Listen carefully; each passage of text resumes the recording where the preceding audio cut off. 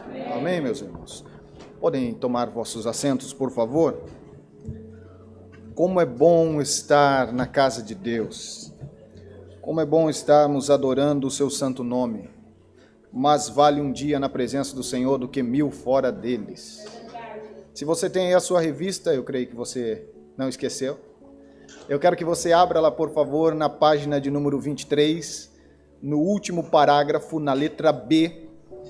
Nós falamos na primeira classe acerca do chamado universal.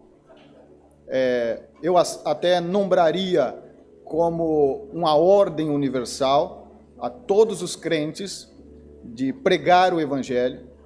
Lembrando aos irmãos que não participaram da primeira aula, que eu estou falando sobre missiologia, com ênfase em implantação de igrejas. Mas hoje nós vamos seguir do chamado específico, ok? E eu quero aí que você, com o seu material, me acompanhe, por favor, página 23, letra B, onde fala acerca da chamada específica. Quantos estão comigo? Digam amém. Amém. Ok? Sem contradizer a primícia exposta no parágrafo anterior, podemos fazer ainda outra declaração. A princípio, poderá parecer contraditória ao que acabamos de afirmar. Já dissemos antes que, em certo sentido, cada membro da igreja cristã é chamada para anunciar o Evangelho. Mas, neste ponto, queremos afirmar a existência de uma chamada específica para pregar. Creio que não há nenhuma contradição, é muito fácil de se compreender, que para o chamado da grande comissão, o Ide do Senhor, o Senhor chamou a todos os crentes para tomar para si essa responsabilidade. Mas também é inegável que acaba sendo muito genérico quando nós dizemos pregar o Evangelho, pregar a palavra, porque nós podemos fazer isso de maneira muito distinta e muito diversa. Então nós vamos falar mais especificamente sobre esses primeiros minutos da segunda classe, que dentro desse chamado universal, o Senhor tem um chamado específico para cada um de nós.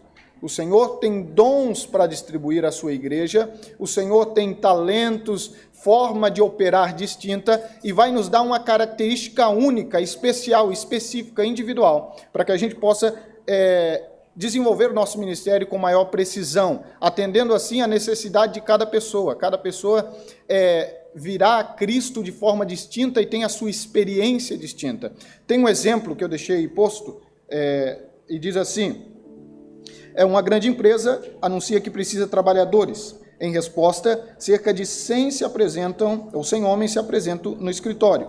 Todos são aceitos e recebem a ordem de apresentar ao chefe na manhã seguinte. Ao chegarem, o chefe distribui serviços a cada um. Foram chamados no dia anterior, mas agora a cada um deve ser designado sua tarefa individual ou a sua tarefa específica. Cada grupo de operários é contratado para construir um edifício. Ou melhor, quando um grupo de operários é contratado para construir um edifício, por exemplo, a cada um deve ser atribuído um serviço específico pelo construtor ou mestre de obras. Na obra de Deus, o próprio Senhor, por meio do seu Espírito Santo, segundo a sua suprema vontade, distribui dons aos trabalhadores, para que cada um sirva de forma específica a missão universal de pregar o Evangelho. Ainda que a missão de pregar o Evangelho seja universal, nós compreendemos que o Senhor, como o dono da obra, como o administrador da obra, e nós já falamos isso no princípio, que a obra é dele, pertence a ele, ele acaba, através dos dons, nos direcionando para realizar um trabalho específico. Quantos estão comigo até aqui? Digam amém. Muito bem. Ponto de número 3. Diz: cumprimos melhor a missão quando entendemos a nossa função. Ok? Cumprimos melhor a missão quando entendemos a nossa função. Quando nós se encontramos dentro do corpo, a analogia que nós vamos usar aqui é a igreja como um corpo, que é a analogia bíblica. Quando nós sabemos qual membro do corpo nós somos, em que parte nós estamos, para que a gente serve, nós executamos melhor a função. Nós não nos cobramos mais do que deveríamos, porque sabemos as limitações da nossa função, e nós também não ficamos querendo abraçar o mundo, fazer todas as coisas, é impossível, na verdade, e não damos trabalho também a outros membros que precisam desenvolver o seu trabalho, ou seja, não atrapalhamos nem a nós, nem a ninguém, e não somos pedra de tropeço para que toda essa engrenagem, esse corpo, melhor assim, a analogia bíblica, não, funcione com excelência. Eu deixei alguns textos aí para a gente meditar. 1 Coríntios capítulo 12, versículo 4, diz que há diversidade de dons, mas o Espírito é o mesmo. Há diversidade de ministérios, mas o Senhor é o mesmo. Há diversidade de operação, mas o mesmo Deus que opera tudo em todos. Eu sempre digo que Deus é um Deus da diversidade na unidade. Ele é trino, mas ele é um só Deus, né? E é só olhar para a obra da criação do nosso Deus, a obra das suas mãos, como o universo é diverso, como o planeta Terra é diverso, como nós somos diversos. Dá uma olhadinha para o seu lado, não tem ninguém igual a você. Quem sabe tem alguém aí que lembre alguma coisa, né? Então Deus é um Deus diverso, que sempre trabalhou com a diversidade, e não seria diferente no cumprimento da missão. Porque nós precisamos alcançar pessoas distintas, diferentes. E para isso precisamos de pessoas diferentes. Os que conhecem a igreja de Málaga sabem que na mesma rua tem a nossa igreja e outra igreja que está na mesma rua, assim, a poucos metros. E às vezes algumas pessoas pensam que aquilo é um problema. Eu, sinceramente, não vejo como um problema. Porque o pastor do lado é o pastor Joaquim, é um pastor de origem boliviana. Eu estou aí ao lado, pastor de origem brasileira. E eu alcanço pessoas com a minha maneira de ser, a maneira de pregar, a maneira do que é feito o culto, que ele nunca alcançará, e ele alcança pessoas que eu nunca alcançarei. São ministérios distintos, dons distintos, forma de operar distinto, para que a gente possa ganhar o maior número de pessoas possível. Outro texto que eu deixei aí foi de Coríntios capítulo 12, a partir do versículo 12, diz: porque assim como o corpo é um, e tem muitos membros, todos os membros, sendo muitos, são um só corpo. Assim é Cristo também, pois todos nós fomos batizados em um Espírito, formando um corpo, quer judeus, quer gregos, quer servos, quer livres, e todos temos bebido de um Espírito. Eu vou continuar aí a partir do versículo 15, que já está embaixo. Se o pé disser, porque não sou mão, não sou do corpo, não será por isso do corpo? E se a orelha disser, porque não sou olho, não sou do corpo, não será por isso do corpo? Se todo o corpo fosse olho, onde estaria o ouvido? E se todo fosse ouvido, onde estaria o olfato? Mas agora Deus colocou os membros no corpo, cada um deles como quis. Quem colocou os membros no corpo? Deus. Segundo a minha vontade? Não, segundo a sua vontade. Como ele quis. Quando nós entendemos isso, isso fica muito claro, nós paramos até de reclamar, porque tem um monte de gente querendo fazer coisa que não está fazendo, que nunca foi para fazer, se queixando, reclamando, o que canta quer pregar, o que prega quer cantar, né? E aí a gente não se encontra e fica todo mundo, Senhor, me dá esse dom, quando Deus já te deu um dom, Ele só está esperando que você execute, que você desenvolva, que você se encontre dentro do corpo, porque não dá para todo mundo pregar, só tem um microfone, só dá para um de cada vez. Não dá para todo mundo cantar ao mesmo momento, não dá para administrar a todo momento. Por isso, nós entendemos que dentro deste corpo, o Senhor nos preparou um lugar para que nós possamos cumprir a missão com maior excelência. Volte para a sua revista, ainda no versículo 12, o versículo 22 em diante, que está aí a seguir, diz que antes os membros do corpo que parecem ser os mais fracos são necessários. E o que reputamos serem menos honrosos no corpo, a esses honramos muito mais. E aos que nos são menos desonrosos, damos muito mais honra. Como disse o pastor aqui, tem membro do seu corpo que você, quem sabe, não consegue nem tocar, mas ele é importante. Tem outros que você não consegue nem ver, mas tira ele para ver se você vive, né? Você não consegue ver, não consegue tocar, não consegue ter acesso. Alguns precisam até de uma higiene especial, e não vou entrar em detalhes que você já deve ter imaginado as piores coisas, mas tira ele para você ver. Nós precisamos de cada membro, há um que julgamos não ser tão honroso. Eu vou citar só um exemplo aqui, por favor, não leve para o lado político, porque senão vai estragar a mensagem que para mim está boa até agora. Eu estava assistindo um documentário de um dos ex-presidentes do Brasil, Luiz Inácio Lula da Silva. Aí o irmão diz, até agora estava bom, né, pastor? Mas era só o documentário. E ele estava falando que, vocês sabem que ele perdeu um dedo, perdeu um membro, né? E ele estava falando que a primeira vez que ele chegou em casa e ele foi lavar o rosto, foi daí que ele percebeu uma das funções daquele membro. Porque ele enchia as mãos de água e levava ao rosto e não havia água. E depois ele enchia de novo e levava até que ele percebeu que faltava um dedo. E a água passava. Então agora ele tinha que entrelaçar mais ou menos os dedos para conseguir lavar o rosto. A gente nunca sente falta, até que falta. Então, até os membros que nós julgamos, por que está aí? E eu já me perguntei, tem algumas coisas no nosso corpo que a gente fala, por que está aí? Até que a gente descobre que existe uma função adequada para todos. Assim é contigo. Talvez você esteja perguntando, pastor, mas como a gente diz na Espanha, né? Não me ubiquei, não me encontrei. Estou de um lado para o outro. Eu acho bonito algumas coisas, eu leio, eu estudo, eu oro, mas não encontrei. Tenha certeza que se você encontrar a sua função dentro do corpo com a direção de Deus, porque Ele já te deu, você vai executar a missão de pregar o Evangelho com maior excelência e o corpo vai funcionar melhor. Porque se os meus pés ficam discutindo com as minhas mãos, vamos ter problemas. Mas se cada um cumpre a sua missão, a obra de Deus seguirá crescendo. Amém? O capítulo 12, o versículo 26, mas eu estou indo meio rápido aqui para ver se dá tempo de terminar, tá ok? De maneira que se um membro padece, todos os membros padecem por ele. E se um membro é honrado, todos os membros se regozijam por ele. Ora, vós sois o corpo de Cristo e os seus membros em particular. Quem aqui já chocou o dedo mindinho do pé na ponta do sofá? Dói a alma, né? Dói a alma, mas foi só um dedo. E o menor ainda, mas parece que todo o corpo sente, né? Então, nós entendemos que em Cristo somos um corpo. Por isso, quando um membro é afetado, o corpo sente.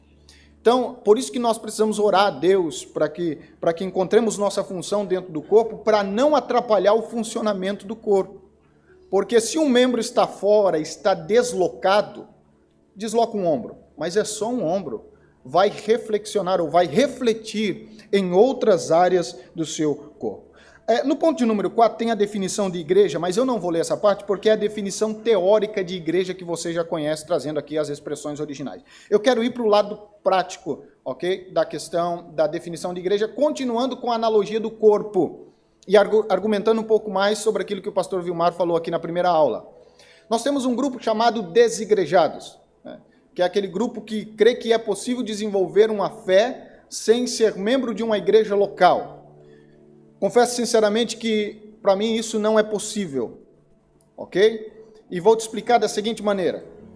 Andando nas ruas de Lisboa, você já encontrou alguém sem um membro do corpo? Alguém sem um braço, sem uma perna? Sim, claro, não é verdade? É extremamente possível viver quando nos falta um membro. Um dedo, uma perna, um braço. Ou seja, todos os membros do corpo são importantes. Mas ainda que o membro saia do corpo, a igreja não vai morrer por isso. Ou seja, ainda que nós perdemos uma mão, nos fará muitíssima falta. Mas nós não vamos morrer por isso. Vamos seguir vivendo sem ela. Agora, você já viu uma mão caminhando sozinha aí na rua? A não ser aquela da família Adams? Se você já viu, vem aqui, vamos orar por ti. Não existe. Porque se o membro desliga do corpo, ele morre. Porque aqui tem sangue, vida. Por isso eu creio que uma vida abundante espiritual só é possível se você está conectado ao corpo. Porque quando um crente para de vir à igreja, o pastor fica preocupado porque ele quer ter a igreja cheia? Não. Porque ele sabe que esse é o primeiro passo para a morte espiritual. Ele para de se alimentar. Ele para de receber vida e ele começa então a gradativamente morrer espiritualmente. Por isso nós cremos que a melhor forma de expandir o Evangelho e avançar com o Evangelho é na plantação de novas igrejas. Porque as pessoas precisam de igrejas sadias, onde elas possam, saudáveis, onde elas possam congregar e receber uma palavra de vida e esperança para a sua edificação espiritual, para a sua exortação, para que o seu caráter seja moldado segundo o Evangelho do Senhor. Então, por isso que nós cremos que uma das melhores maneiras de se expandir o Evangelho é com a plantação de novas igrejas, ok? Então vou ficar com esse ponto 4 aqui só com a parte mais prática e não teórica para que a gente possa partir para outra. O ponto 5 diz, esclarecendo a base bíblica. Quantos estão comigo? Diz que a igreja é uma criação de Jesus. O texto de Mateus 16, 18 diz, pois também eu te digo que tu és Pedro, e sobre esta pedra edificarei a minha igreja, e as portas do inferno não prevalecerão contra ela. Jesus é o fundador da igreja. Jesus é o sumo pastor da igreja. Eu costumo dizer que lá em Málaga eu sou o pastor auxiliar, porque o verdadeiro pastor da igreja é Jesus. Ele fundou a igreja, ele constituiu a igreja, ele criou a igreja, e ele estabeleceu a igreja sobre ele, a pedra angular, a pedra de esquina. A igreja não está fundamentada em homens, porque se a igreja estivesse fundamentada em homens, ela já tinha acabado. A igreja só permanece aqui, viva, poderosa, porque a igreja é de Jesus. Ele fundou e ele mantém a sua própria igreja. Afinal de contas, é ele que dá pastores à sua igreja. Nós entendemos que a igreja não é uma propriedade humana. Não, nós somos cooperadores da igreja que o nosso Senhor Jesus plantou e fundou. Jesus, continua dizendo o texto aí, que Jesus enviou o Pai, o missionário por excelência, ou melhor, o Pai enviou Jesus, está bem ao contrário aí, né? O missionário por excelência não só cumpriu sua missão salvífica, assumindo a cruz no lugar de toda a humanidade, como também organizou um movimento missionário evangelizador. Selecionou, instruiu, treinou discípulos, especificou-lhes a tarefa de testemunhar em todo o mundo, instituiu a igreja e enviou o Espírito Santo. Quer mais o quê? Ele fez todo o serviço. Ele falou, agora eu vou, vocês continuam. Não, mas nós vamos continuar sozinhos, não passa nada, eu envio o Espírito Santo, não vão estar sozinhos. Então, ele fez todo o trabalho para que a gente possa dar somente continuidade. Bom, nós não precisamos voltar a inventar a roda, ela já existe. No sentido que nós não precisamos reinventar a igreja, reformular a igreja. Na verdade, agora tem uma teologia liberal que quer fazer uma releitura da Bíblia, uma releitura da igreja, para tentar colocar a igreja na caixinha da sociedade, segundo os valores dessa sociedade. Não, já está estabelecido. Não podemos lançar outro fundamento ao que já foi posto. Não existe essa possibilidade. Entendo que existe várias formas de operar, dons, talentos, que pode atender aí costumes culturais e pronto. Mas isso não é o mais importante. O mais importante é nós obedecermos os princípios bíblicos que já foi posto pela igreja. Amém? A grande comissão não é somente um chamado para fazer discípulos, mas também para batizar, que inclui aí no pacote, né? Em Atos e outros lugares, fica claro que o batismo significa incorporação a uma comunidade de adoração com responsabilidades e limites. Por isso, um grande desafio de nós, plantadores de igreja, é pensar no número de pessoas que nós vamos batizar. No número de pessoas que nós vamos levar ao batismo, porque o crescimento numa igreja não pode ser avaliado somente no seu número de membros, mas sim no número de pessoas que ela batiza. Porque nós temos hoje um alto número de transferência de crentes de uma comunidade para outra, não é verdade? Não gostou da pregação do pastor domingo, vai para outra. Teve um probleminha com o irmãozinho, vai para outra. E nós podemos ser iludidos como plantadores de igreja e pensar que estamos realmente pregando o evangelho, levando o evangelho, porque pessoas estão se agregando à nossa comunidade, sendo membros da comunidade, mas nós temos que avaliar o número de pessoas que nós estamos discipulando e batizando. Então, o verdadeiro crescimento de uma igreja está baseado no número de pessoas que ela batiza, e não que ela recebe como membros no culto de ceia. Quantos entenderam? Digam amém. Aí a letra B diz que toda a estratégia de Paulo era a plantação de igrejas urbanas. Vamos pensar um pouquinho sobre a estratégia de Paulo sobre plantação de igrejas. Paulo tinha uma estratégia simples e que consistia em 2 pontos. Olhe para mim agora antes de entrar aqui. Eu não vou entrar na questão de métodos, ok? Ainda que seria algo interessante, porque métodos despertam muitas paixões, não é verdade? incluso alguns até beatificam, santificam alguns métodos. Eu entendo que os métodos são importantes, mas o método ele precisa respeitar algumas primícias. Primeiro, a cultura, né? A cultura. Nós sabemos que existem métodos de evangelização e plantação de igreja que vão bem em uma determinada sociedade e vão mal em outra. Se nós vamos, e até a questão geográfica, se nós vamos plantar igrejas em grandes cidades, como Lisboa, né, nós temos a liberdade de usar algum tipo de método que cabe mais à forma dessa cidade funcionar. Se nós vamos plantar uma igreja numa cidade rural, com certeza nós vamos ter aí reuniões em horários distintos, em dias distintos da semana, o que não muda nada a essência do evangelho. É simplesmente método e adequação. E o método também precisa respeitar o tempo, a dispensação, porque nós entendemos que a igreja ela passa por fases. E os que já são pastores aqui há mais tempo, que eu inclusive, vão perceber isso muito fácil. Que você pastoreando a igreja, você percebe que a igreja vive fases, dispensações. Por exemplo, eu já passei por fases que todo domingo tinha visita na igreja. Foi uma fase assim que não precisava exortar os crentes para convidar a visita, nada, meu. Todo domingo tinha visita na igreja. Eu falava, gente, de onde está aparecendo esse povo? Todo domingo. Mas já passei por fase que não aparecia uma alma viva. Não vinha uma visita, a gente ficava bravo, brigava com os crentes. Você tem que convidar teu vizinho, você tem que convidar teu familiar para vir para a igreja. E não adiantava, o outro domingo não tinha ninguém. Passou aquele momento, passou aquela dispensação. Tem anos que a gente batiza. Tem anos que nós encontramos e fala, Senhor, onde é que eu estou errando? O que está passando? Não estou conseguindo discipular, não estou conseguindo batizar.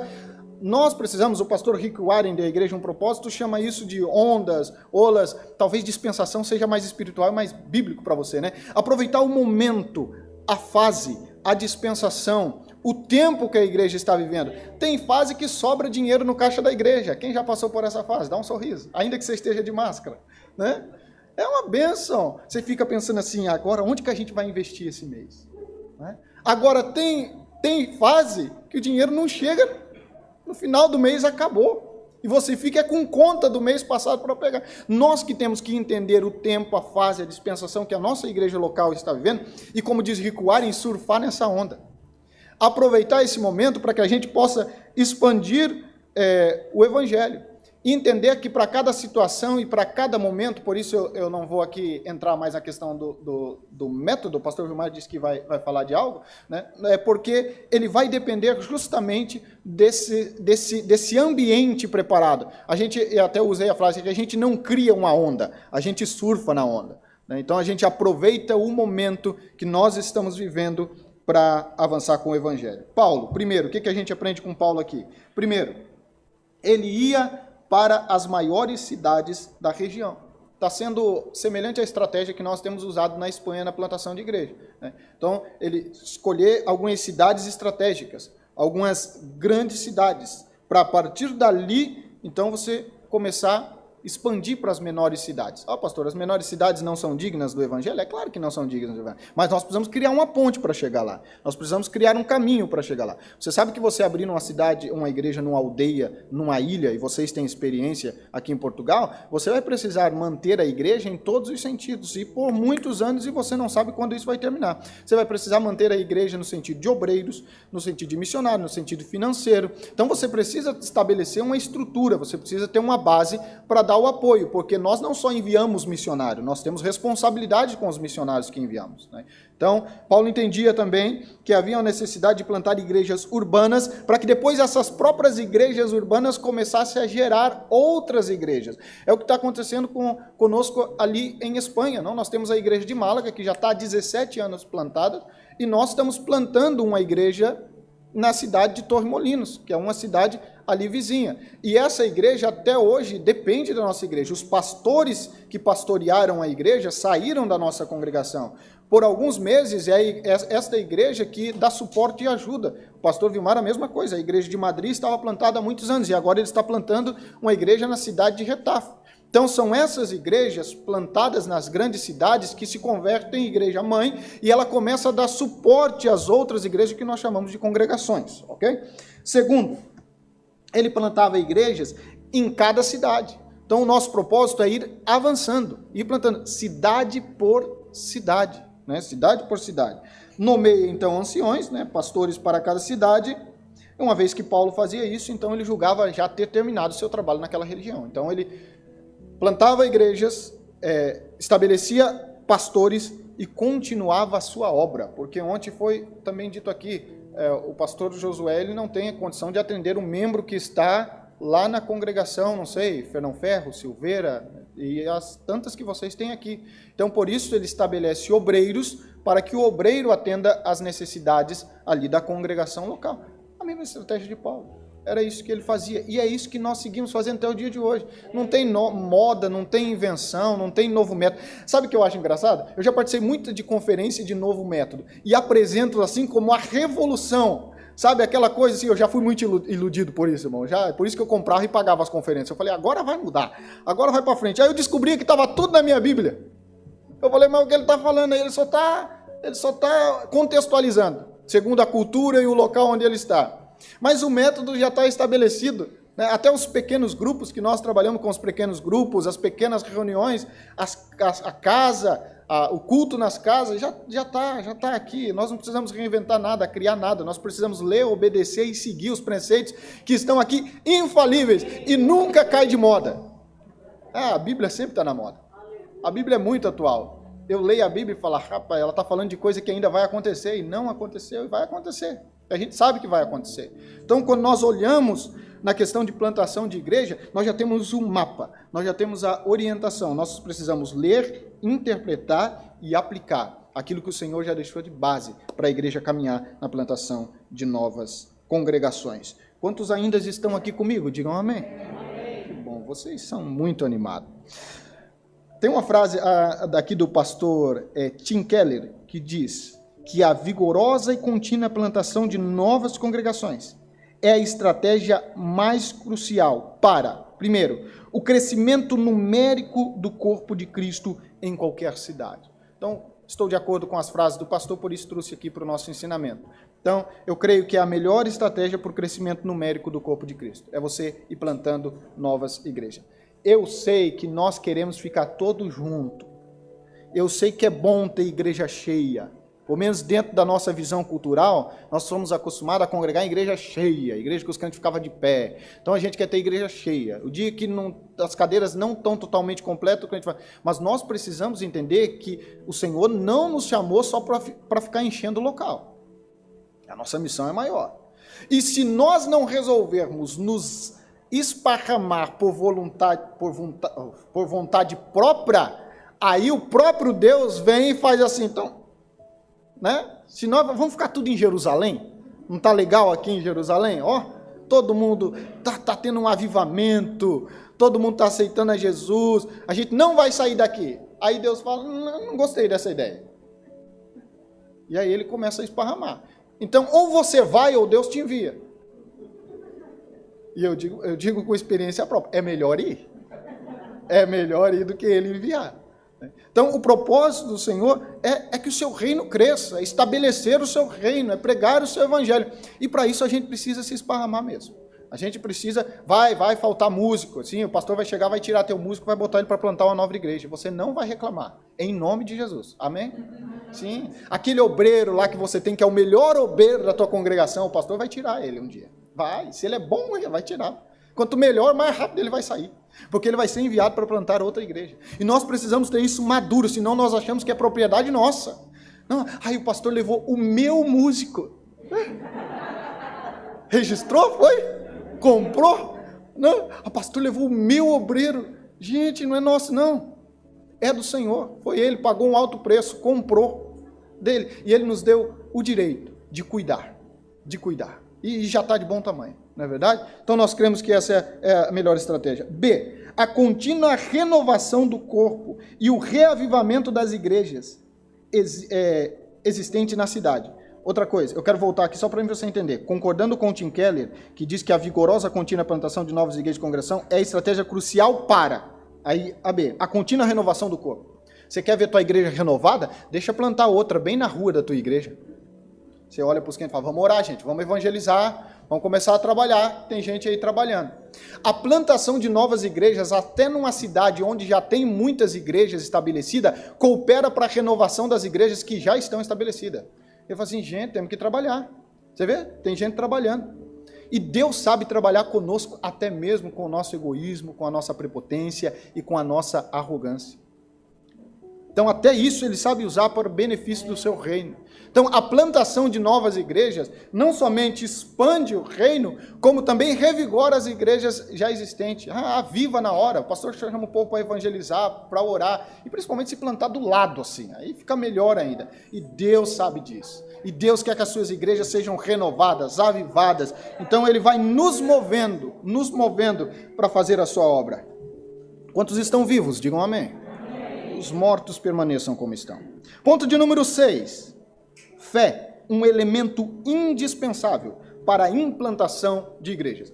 Eu sei que eu utilizo muito a palavra plantação, porque estou mais acostumado, e vocês aqui colocarem implantação, e eu entendo, eu sei que se você ir no dicionário, até em muitos dicionários vai utilizar como sinônimo, mas eu entendo também que a implantação ela pode ser aplicada no sentido de, como nós usamos no sentido de implantar um órgão, por exemplo, é implantar algo dentro de algo que já existe. Nesse sentido, nós não vamos plantar uma nova igreja local, porque a nossa igreja local já existe. O que nós vamos fazer é implantar novas congregações dentro de uma igreja que já existe, entendeu? Então, nesse sentido, eu creio que a palavra implantação fica muito bem dentro do nosso contexto, porque nós vamos implantar uma congregação dentro de uma igreja que já está estabelecida e já existe. Agora, sem fé, não vai. Não vai. Às vezes, na plantação de igreja, vai nos faltar recursos financeiros, às vezes vai nos faltar obreiros, mas não pode nos faltar fé. Porque se faltar fé, nós não conseguimos avançar. Porque esta obra, diz aí o texto, nós andamos por fé e não por vista. Eu quero parafrasear dizendo que esta obra é feita por fé e não por vista. Se você esperar ver obreiro, dinheiro, todos os recursos humanos que você precisa, as coisas não vão acontecer e não vão fluir. Nós precisamos dar o primeiro passo, e o primeiro passo é dado por fé. É por fé. Tanto é que o texto de 1 Coríntios, olha aí para a sua revista, 1 Coríntios capítulo 1 e versículo 18, ele diz que, porque a fé, ou melhor, porque a palavra da cruz é loucura para os que perecem, mas nós que somos salvos, é o quê? É poder de Deus, porque está escrito, destruirei a sabedoria dos sábios, e aniquilarei a inteligência dos inteligentes. E cá entre nós, se o seu pastor estiver aqui, você não precisa olhar para ele. Quando o seu pastor toma algumas decisões por fé, você nunca pensou assim, meu pastor está louco. Gente, talvez você não teve coragem de falar, mas talvez você pensou. Né? Por quê? Porque quem está envolvido pela fé toma decisões baseadas na fé e não na vista. E talvez você não esteja envolvida por essa mesma visão de fé. Então, para quem não está dentro da visão de fé, é loucura. É loucura, você diz. Não está bem, porque é por fé. É por fé. E nós vivenciamos isso recentemente na abertura da nova igreja. Né?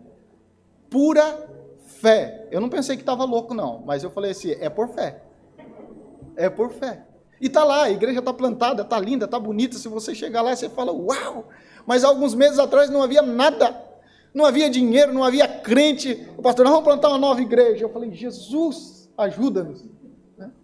E é assim, quando a gente olha para a Bíblia, a gente vê as experiências de fé. Diz para mim, se você encontra Abraão indo oferecer Isaac, você ia fazer o quê? Eu ia chamar a polícia, na hora. Falar, tem um pai aqui que está querendo fazer uma loucura, gente. Traz uns cordeiros, não está normal. Mas ela é a experiência de fé dele com Deus. E sabe, tem uma coisa que eu não meto a mão? É a experiência de fé dos meus líderes e dos meus pastores.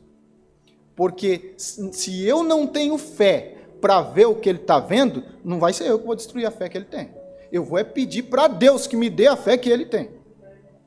Então, às vezes, as decisões, muitas vezes, não são compreendidas, porque as decisões, principalmente de avanço do Evangelho, irmãos, nós tomamos de assalto, nós conquistamos, não é nos dado. Ninguém vai chegar e vai dar para você de bandeja, assim. Olha, tem aqui umas ovelhinhas para você pastorear. Tem aqui um local para vocês congregar. Não. Isso não existe no mundo real e prático. Nós conquistamos a base da fé, nós tomamos de assalto, nós prosseguimos adiante e Deus vai nos fazendo prosperar e vai crescendo. Então, é um ato de loucura para muitos, sim, mas para quê? Aí diz o texto, para destruir a sabedoria daqueles que diz sábio. Sabe aquele que pensa que é sábio? Aí o Senhor levanta alguém com muita fé para destruir a sabedoria humana, né? Aquele que pensa ser sábio em si mesmo. Aquele que pensa ser inteligente, aquele que aparece com a planilha para o pastor, né? Pastor, já fiz as contas, não vai dar, né? Já fiz aqui, eu sou da planilha de Excel, ainda sou antigo, meto na planilha de Excel. Fala, pastor, já fiz os gráficos e não dá, não tem como, não tem recurso. Então a fé serve para humilhar essa nossa inteligência e para dizer assim, olha, eu posso usar a sua inteligência, mas se eu quiser, eu não preciso dela para o meu evangelho avançar. Eu não dependo da sua inteligência, eu não dependo da sua sabedoria humana, porque se a obra de Deus dependesse da gente, ela já tinha parado. Irmãos, se levantaram impérios contra a igreja, governos, reis, o inferno contra a igreja, e a igreja está aqui. Linda, linda, linda. Porque a igreja não depende dos nossos esforços humanos. E eu aqui não quero que você entenda que você não necessita fazer nada, não. Estou aqui fazendo apologia à preguiça. Você necessita trabalhar e trabalhar muito. Você só não pode confiar que é o seu esforço e o seu trabalho que fará alguma coisa. Esforça-te e tem bom ânimo, porque eu serei contigo. Você precisa esforçar, você precisa ter ânimo, mas se ele não estiver contigo, nada acontece. Quantos estão comigo? Amém? Vamos lá. Plantar igrejas é uma tarefa muito exigente. Muito exigente. Ok? Requer dons, habilidades e experiência que difere o pastoreio de uma congregação estabelecida. Ambos são ministérios desafiadores e, obviamente, nem todos os pastores chamados para plantar uma nova igreja. Nem todos os pastores são chamados para plantar uma nova igreja. Muito que prosperarem em uma congregação estabelecida podem falhar na plantação de uma igreja. E muitos que têm sucesso na plantação de igrejas sentem frustração em uma igreja estabelecida. Contudo, para ambos os tipos de ministérios, existe uma essência básica: integridade espiritual. Mas antes de entrar na questão da integridade espiritual, eu quero conversar com vocês a respeito disso, porque nós precisamos entender que existem ministérios distintos, existem operações distintas. Existem obreiros que receberam de Deus determinada capacitação que vai facilitar na plantação de uma nova igreja. Existem outros que receberam de Deus certas qualificações que vai facilitar o pastoreio de uma igreja pré-estabelecida. E se Deus lhe deu a capacidade de participar dessas decisões, peça a Deus sabedoria e discernimento dos céus, porque nós somos os responsáveis de colocar esse obreiro no lugar certo. E nós já vimos isso na experiência prática, que existem pastores que são excelentes plantadores de igreja. Ele chega, não tem nada. Em poucos meses, ele consegue ganhar o vizinho para Jesus, ele ganha outro para Jesus, ele estabelece, ele monta a igreja. Mas você tem que tirar meio logo, porque senão vai desmontar. A gente sabe que existe, né? Ele é menos privilegiado. Não, ele não é menos privilegiado, não. Não. Deus deu para ele habilidades, dons específicas para ser um plantador. Agora a gente entende também que existe aqueles que têm grandes facilidades de estabilizar o trabalho que já foi plantado, de consolidar. Se você colocar ele para plantar uma igreja do zero, quem sabe ele se frustre, entre em depressão, se entristeça e até renuncia ao ministério. Mas com a igreja estabelecida, ele consegue discipular, ele consegue consolidar, formar obreiros, formar líderes, que talvez serão enviados para plantar igrejas que ele não tem a capacidade de plantar. Gente, olha como Deus é tremendo. Ele não nos dá a capacidade, mas aí ele usa a gente para treinar pessoas que vão ficar melhores do que a gente para fazer coisa que a gente não faz. Ainda bem que a Bíblia diz, é para que vocês não se gloriem, eu já conheço como é o coração de vocês. E Deus realiza assim em várias áreas. Por exemplo, eu já orei para a gente com um problema na visão e essa pessoa foi curada.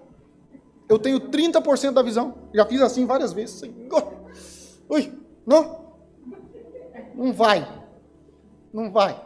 Mas eu já orei e Deus curou. Eu falei assim, Senhor, mas não tinha como. Ora aqui agora. Não vai.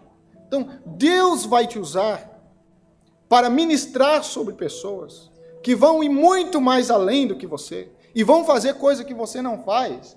E glória a Deus por isso. Irmão, nós não somos menos honrados quando isso acontece, pelo contrário. Os pastores que mais eu aprendi a honrar foram os que mais me projetaram, me deram oportunidades, me exortaram, corrigiram. Foi os que falaram, vai, faz aquilo que eu não posso fazer, chega onde que eu não posso chegar. Então Deus vai usar plantadores para discipular consolidadores. Mas Deus vai usar gente que consolida para plantar, porque a obra necessita avançar. E nós necessitamos de equilíbrio. Não, a gente não pode ficar só consolidando, não vai ficar maduro, vai ficar podre. Na verdade, o resto da vida. A gente precisa também o quê? Plantar. A gente precisa avançar, ganhar novas pessoas. E isso traz vida para a igreja. Sabe? A plantação de novas igrejas traz vida para o ministério. Porque a nova igreja é um bebê. É uma criança. Eu sei que criança faz um monte de coisa também complicada. Eu tenho lá em casa. Mas eu sei que criança também é alegria. Não é verdade? O Lucas olhou para o hotel e falou assim, papi, temos uma nova casa. Ele falou assim, mas está faltando o meu leite, o meu calacau, que é o meu achocolatado, está faltando o meu copo e a minha colher. Comprou isso, podemos ficar por aqui. Eu fui visitar a nova igreja e falou, agora temos uma nova igreja. Né? Mas tem dia, gente, que eu quase não... a Pâmela sofre mais que eu. Quase não consegue assistir o culto. Porque tem dia que ele está abençoado. É assim que a gente se refere. Você é um abençoado, meu filho. Vai dar trabalho, mas vai trazer alegria, vai trazer vida. E você quer ver? Igreja, a gente não pode se acostumar que as nossas igrejas só tenham crentes de 10, 15, 20, 30 anos. A gente tem que deixar os meninos entrar. Eu sei que eles vão fazer bagunça às vezes. Eles vão ter uns comportamentos assim que você fala, isso não é coisa de crente. Porque menino faz isso, né? Mas a gente precisa de meninos também. A gente precisa de criancinhas. Porque um dia você também foi assim. Quem sabe você foi até pior. Começa a lembrar aí de onde Deus te tirou. Começa a lembrar como era o teu caráter. Começa a lembrar quando você não tinha domínio sobre o teu temperamento. Era um desequilibrado, uma desequilibrada. Mas você veio para a igreja e teve tanta gente que teve paciência e amor com você. Cuidou de você, discipulou você. Então nós precisamos, isso deve ficar claro que essa tarefa exige muito e vai exigir que nós tenhamos muita paciência, sabedoria de Deus, graça de Deus, para que a gente pegue esses meninos no colo, mas um dia você possa ver ele crescer. Você possa ver, e você sabe, você tem experiência, os que têm aqui experiência de igreja, você sabe o quanto é gratificante ver uma pessoa que chegou menino, perdido de tudo, Jesus. Fazia tanta tonteria, como a gente diz em Espanha, mas hoje é um homem de Deus, é uma mulher de Deus, estabeleceu uma família, está desenvolvendo um ministério. Eu tenho certeza que você conhece alguém assim. E nós fomos chamados para isso. Amém? Os plantadores de igreja. Esse texto aqui, de Timóteo, capítulo 3, eu sei que é o texto áureo para obreiro. São os pré-requisitos básicos. Na verdade, você necessita tê-los. Se você não ter, daqui você não pode seguir. É o beabá. Então eu vou só ler, não vou comentar, porque se não tem esse daqui, nem segue para a próxima página. Então vamos ficar aqui, ok? Esta é uma palavra fiel. Se alguém deseja o episcopado, excelente obra deseja. Tem gente que a gente fala para ele, ele pensa que é maldição. Ai, Deus me livre. Não, filho, é excelente essa obra. Ok? Se alguém deseja essa obra, é excelente. Convém, pois, que o bispo seja, vamos lá, irrepreensível, marido de uma mulher, as irmãs digam amém. Amém. Vigilante, sóbrio, honesto, hospitaleiro, apto para ensinar, não dado ao vinho, diga amém. Amém. Não espancador, não cobiçoso de torpe ganância, mas moderado, não contencioso, não avarento, que governe bem a sua própria casa, tendo seus filhos em sujeição, com toda a modéstia. Porque se alguém não sabe governar sua própria casa, terá cuidado da igreja de Deus, não neófito, novo na fé, para que, ensoberbecendo-se, não caia em condenação do diabo. Convém, pois, também que tenham bons testemunhos dos que estão de fora, para que não caia em afronta e no laço do diabo. Então, isso daqui é o textual, é a base. Você precisa começar daqui. Pastor, eu quero ser um plantador de igreja. Então, tome isso como manual. Tome isso como manual. A partir daqui, vão ser solicitados outros requisitos que não são doutrinas, ok? Não são necessariamente no sentido assim, exigências bíblicas. São questões que, se você tiver essas características, vão lhe facilitar na plantação. A gente precisa diferenciar, irmãos, o que são preceitos bíblicos. Por exemplo, caráter, exigência bíblica. Carisma, não é uma exigência bíblica, mas é pecado ser carismático? Não, a gente quase pensa que é, mas não é não, filho. Né? Se tiver caráter, for carismático, vai ser melhor. Mas se for para escolher, vamos ficar com o caráter. Não é verdade? Então, uma coisa não isola a outra. Nós precisamos entender aquilo que é preceitos bíblicos, que foi isso que eu li. Né? O caráter, necessita ter um caráter cristão, se é que podemos dizer assim. Eu diria que um plantador de igreja, se for carismático, facilita bastante o trabalho. Mas não é pré-requisito bíblico. Se ele não for, também não vai estar em pecado, ok? Eu sei porque eu tenho amigos, pastores, plantadores de igreja, que ele vai comprar pão na padaria, claro, pão na padaria, claro. Ele vai comprar pão, e aí ele chega lá e ele fica amigo do padeiro. Gente, se eu vou comprar pão, é perigoso eu brigar com o padeiro se o pão estiver muito ruim. Né? Mas ele tem carisma. Ele vai tomar um cafezinho na cafeteria, é sempre bom dizer isso. Ele vai tomar um cafezinho na cafeteria e ele já faz amizade com a moça que serve o café. Então, em 30 dias, ele está conhecido no bairro. Todo mundo sabe, esse é o pastor da igreja.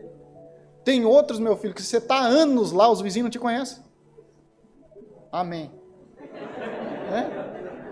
Então, eu sei que algumas características vão facilitar na plantação de igreja, ainda que ela não seja uma exigência bíblica, e se você não tiver, não vai ser pecado, ok? Na letra A, vamos falar sobre essas exigências. Eu tenho aqui 5 minutinhos, né? Vamos lá.